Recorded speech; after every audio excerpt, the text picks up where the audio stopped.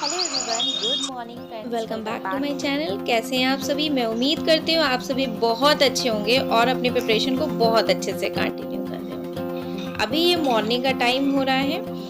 Morning में 7:55 का time है और 7:55 पे मैं शिवा को छोड़ दिया है नीचे। इसके फादर इसे लेकर स्कूल जा रहे हैं। उसके बाद आने के बाद शेड्यूल ऐसा होता है कि अभी शिवा को मैंने फ्रेंच फ्राई बनाकर और मखाने फ्राई करके दिए थे।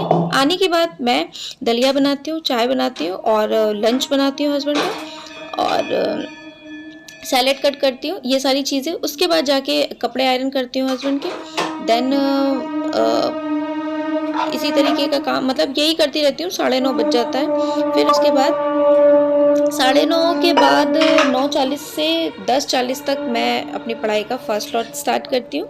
उसमें मैं अपना सब्जेक्ट, जैसे कि कॉमर्स का जो भी हमारा सब्जेक्ट होता है वो हम कंप्लीट करते हैं। पीजीटी 2022 वाला फॉर्म भी मैंने भर रखा है और नेट जेआरएफ का भी देना है, इस वजह से। और आज वीडियो लेट इसलिए हो गई थी क्योंकि वीएन ऐप से मैं करती हूँ तो उससे हो नहीं पा रहा था। ठीक है, तो दूसरे ऐप से मैंने एडिट करा तो मुझे टाइम काफ़ी लग गया ना। अभी मैं ये लंच प्रिपेयर कर रही हूँ और आपके कुछ क्वेश्चंस को मैं ले लेती हूँ। नंबर 1 क्वेश्चन ये है कि सुपर टेट और केवीएस में क्या इजी है। तो देखिए, मेरा अपना पर्सनल ऐसा एक्सपीरियंस है कि सुपर टेट में रिटर्न देना होता है। रिटर्न टफ होता है एज़ कम्पेयर टू केवीएस। क्यों टफ होता है? केवीएस में इंटरव्यू कुछ एस्पिरेंट्स के लिए टफ होता है, कुछ के लिए इजी होता है। देखिए, सुपर टेट में अगर हम बात करें तो सुपर टेट में फैक्चुअल नॉलेज, फैक्चुअल चीज़ें, इधर उधर से चीज़ें बहुत पूछी जाती हैं। सिलेबस जो दिया है हमेशा सिलेबस के अकॉर्डिंग ही नहीं पूछा जाता, मतलब सिलेबस के अकॉर्डिंग ही नहीं आता है। केवीएस में हमारा एज इट इज सब कुछ सिलेबस के अकॉर्डिंग ही आता है। कैसे? पेडागोजी 60 मार्क्स की दे रखी है इन्होंने, तो पेडागोजी 60 मार्क्स की है। सिलेबस दे रखा है, बस उसी सिलेबस के अकॉर्डिंग आएगा। बट पेडागोजिकल क्वेश्चंस होते हैं, जैसे आप सीटेट क्रैक करके आए हैं, उसमें अगर पेडागोजी आप कर पा रहे हैं तो यहाँ पे भी आप 40 मार्क्स तक तो कर लेंगे। एक्स्ट्रा एफर्ट आपको 10-12 नंबर के लगाने होते हैं, मतलब 50-52 तक। फुल में फुल तो देखिए मुश्किल हो पाता है, नहीं आ पाते हैं किसी के भी। 3-4-5 नंबर किसी की कितनी भी अच्छी हो ना, तो कटेंगे है ही है। ठीक है नाउ, नेक्स्ट अगर हम बात करें तो नेक्स्ट सब्जेक्ट की बात करें तो नेक्स्ट है हमारा मैथ्स। मैथ्स में देखिए, मैंने आदित्य रंजन सर के बैच का आपको लिंक शेयर किया है। A to Z 75 वीडियोज़ हैं। सारा कुछ आप वहाँ से कवर कर सकते हैं, जैसे नंबर सिस्टम है और परसेंटेज है, एवरेज है, प्रॉफिट लॉस है, ज्योमेट्री है, शेप्स वगैरह जो भी है, मतलब सिलेबस के अकॉर्डिंग कवर कर सकते हैं। वहाँ से नंबर ऑफ क्वेश्चंस आप प्रैक्टिस करेंगे तो आपकी समझ बन जाएगी। ठीक है, अगर अभी भी आप करेंगे ना तो 20 में 8-10 नंबर, 7-8 नंबर तो ले आएंगे। एफर्ट कितना करना है? मान लीजिए आपकी वीक है या एवरेज है तो 15 क्वेश्चन तक करना है, और जिनकी बहुत अच्छी होगी वो तो 18-19 तक ले ही आएंगे। बट मेरी भी एवरेज ही है, तो वहाँ से आप प्रैक्टिस कर सकते हैं। या फिर आप क्लास 8 तक की मैथ की बुक ले लीजिए, एनसीईआरटी की, वहाँ से क्वेश्चन प्रैक्टिस कर लीजिए। ठीक है, या कोई भी बुक प्राथमिक अंक गणित आती है वो प्रैक्टिस कर लीजिए। बस सिलेबस के अकॉर्डिंग, जैसे प्रतिशतता है, परसेंटेज है, जो जो चैप्टर है वो प्रैक्टिस करने हैं मैथ में। ठीक है, नेक्स्ट कौन सा सब्जेक्ट है? हिंदी। तो देखिए, हिंदी में 3rd to 5th एनसीईआरटी जो चलती है उसमें लेखक, मतलब राइटर, और चैप्टर का नाम याद होना चाहिए। पिछली बार पूछा गया 7 से 8 नंबर का। ठीक है, नेक्स्ट हिंदी में क्या पता होना चाहिए हमें? जैसे आदित्य पब्लिकेशन की बुक आती है समान हिंदी के नाम से, तो वो आप उसको पढ़ लीजिए। ठीक है, वो किताब अच्छी है, उसमें सब कुछ है, संधि, क्रिया, समास और शब्द रूप, मतलब शब्द रूप नहीं, वो जो आ से कि वो पूछा नहीं जाता है, शब्द परिचय करके पहला चैप्टर होता है। ठीक है, वो ये सारी चीज़ें हिंदी में कवर करनी, वो बुक सफिशिएंट है, लूसेंट की भी और आदित्य पब्लिकेशन की भी, कोई एनी वन ऑफ देम।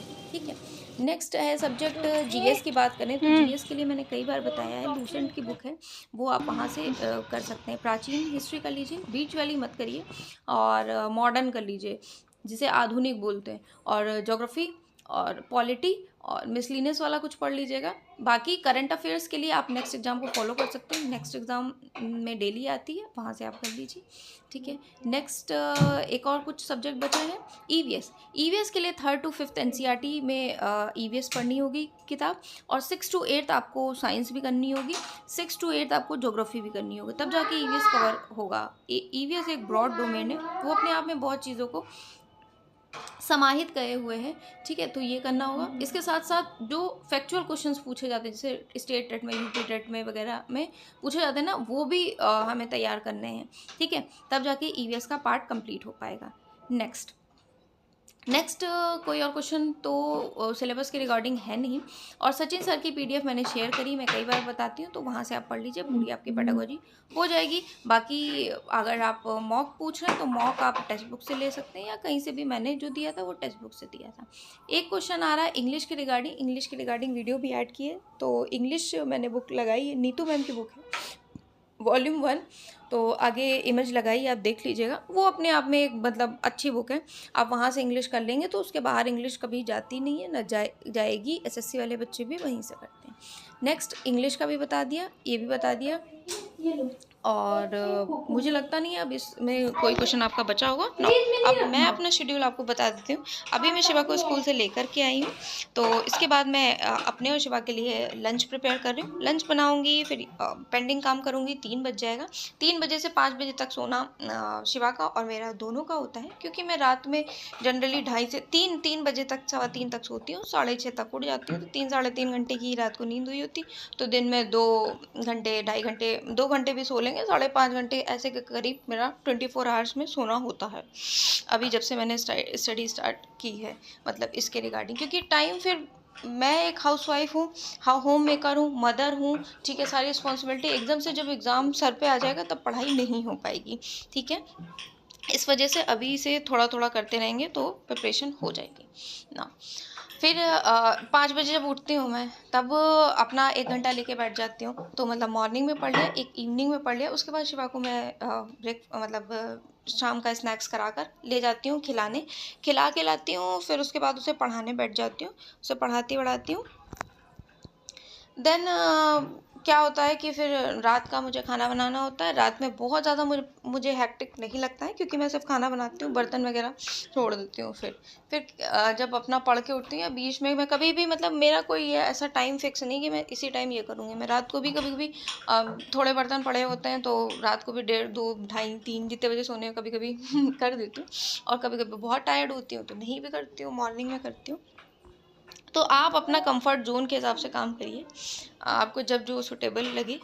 मैं अपने कंफर्ट जोन के हिसाब से ही काम करती हूँ। जैसे मैं रात को ही पढ़ पाती हूँ, मॉर्निंग में मैं पहली बात उठ नहीं पाऊँगी, उठ पाऊँगी तब भी मुझे नींद आती रहेगी, मेरा दिमाग एक्टिव नहीं होता, मैं नहीं पढ़ पाती हूँ मॉर्निंग में। मतलब ये आज से नहीं, इंटर से ही मैं ऐसी ही हूँ कि मैं और मेरा भाई बहन दोनों ही ऐसे ही हैं कि रात को ही पढ़ते थे। तो वो एक हैबिट डेवलप हो गई है, मतलब दिमाग भी उसी चीज़ को समझ चुका है कि भाई पढ़ाई फिर नहीं हो पाएगी मॉर्निंग में ना। किसी ने मुझसे टेलीग्राम का पूछा था, तो टेलीग्राम पे मैंने नोट्स शेयर कर रखे हैं, वहाँ से आप ले लेना, ठीक है।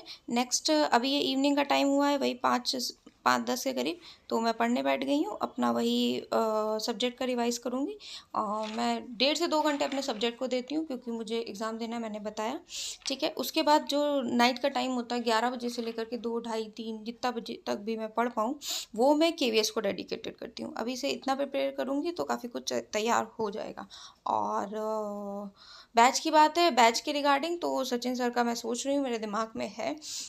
मैंने ऑनलाइन उनके इंटरव्यू वगैरह भी देखे हैं, काफ़ी बच्चे सेलेक्टेड होके, तो सही लगता है मुझे कि हाँ जेन्युइन है, जेन्युइन चीज़ें होंगी। अच्छा पढ़ाएंगे सर, अच्छा पढ़ाते ही हैं वैसे।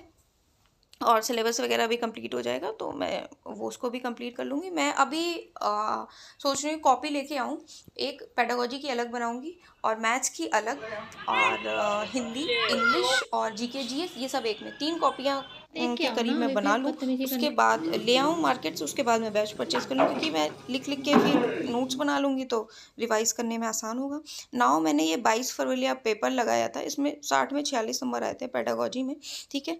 अभी नंबर कम इसलिए आ रहे हैं 116, 117, क्योंकि अभी कुछ पढ़ा ही नहीं ना, सिलेबस पढ़ा ही नहीं। 2023 में 22 में वैकेंसी आई थी तब पढ़ा था, तो अभी तो पढ़ना पड़ेगा ना, तब नंबर बढ़ेंगे। किसी ने पूछा था नंबर नहीं बढ़े, नंबर बढ़ेंगे जब सिलेबस पढ़ेंगे तब।